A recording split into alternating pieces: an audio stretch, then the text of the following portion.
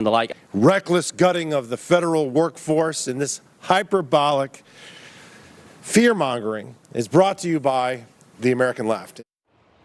Well, that last lawmaker is in focus with me now, Republican Congressman Fallon of Texas, who sits on the House Oversight DOJ Subcommittee. And we just got word that the DOJ caucus is set to meet today with the senior advisor to the president, Elon Musk. And I understand, Congressman Fallon, that includes you. So what would you like to talk about today?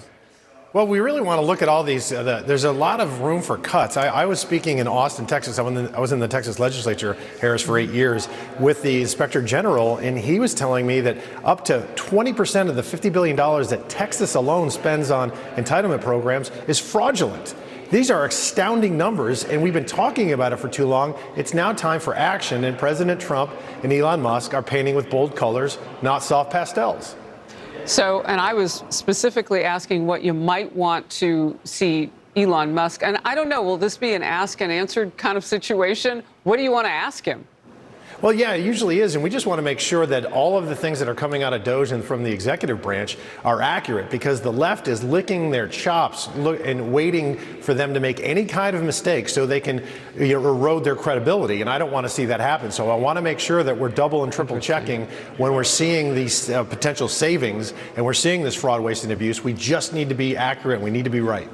Boy, I tell you, just learning what you just said explains a lot. I mean, Democrats, instead of coming up with their own message and way forward for the American people, they'd rather spend their days attacking all of you, which they can do at election time. Oh, the top Democrat on the House DOJ subcommittee gets called out, in fact, by the DOJ subcommittee chair, Marjorie Taylor Greene, who's not having it from the top Democrat. One of a few chippy moments for her rhetoric. This is what they said they were going after, for her rhetoric against the president. Let's watch.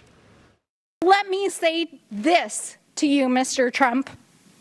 250 years ago, the people of this great nation rejected a reckless, abusive king, and we won't go back. So with that, I say to all of you, be strong. We will fight back.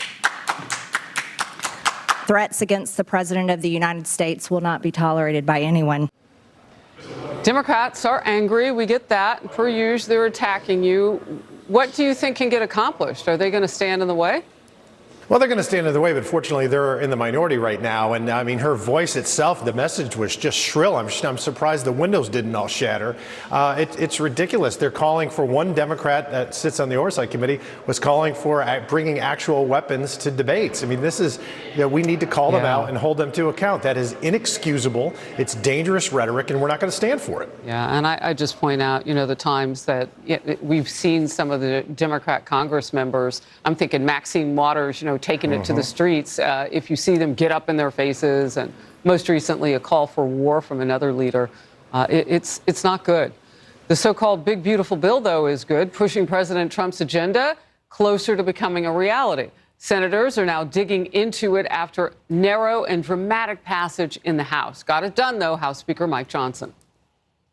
We have a lot of hard work ahead of us, but we are going to deliver the America First agenda. We're going to deliver all of it, not just parts of it, and this was the first step in that process. Well, senators are signaling potential tweaks to the House's resolution, which include making President Trump's tax cuts permanent. Now, you heard Trump say that this week. He would like that, so they're going to go for it. And they're going to pull back some of the House's proposed deep spending cuts and removing the provision to raise the debt ceiling. A new opinion piece with this headline, Mike Johnson's big, beautiful win. And here's part of it. The House budget resolution now heads to the Senate, where it will face some headwinds from Republicans who insist tax cuts in the final legislation should be large enough to be made permanent. Going with the Senate two-bill strategy could turn out to be the legislative equivalent of having candy before dinner. Trump wants one big, beautiful bill. I think he's made that clear. It's even named that. I mean, okay. Republicans should work with their House colleagues to make it happen. That's all a quote. Republican Senator Tim Scott was with me yesterday. The road is going to be smooth in that we will get the job done for the American people. President Trump, Team America, we're all committed to getting it done. President Trump will fix what President Biden broke. A lot of optimism there from Senator Scott. Do you share it? I'm saying I'm cautiously optimistic, Faulkner and Harris. Sorry, and you know, listen. At the end of the day, we need to ensure that that those tax cuts that were passed in 2017 are made permanent. Because if we don't, that's going to be the largest tax increase in American history. 91% of Americans, Harris, will be paying more in taxes, and that's something that President Trump certainly did not campaign on. And Republicans need to. We really need to deliver for the American people. I want to know the conversation around the no tax on tips, because when I see voters, that's the first thing they always ask me when it comes to the economy, and that's in this bill.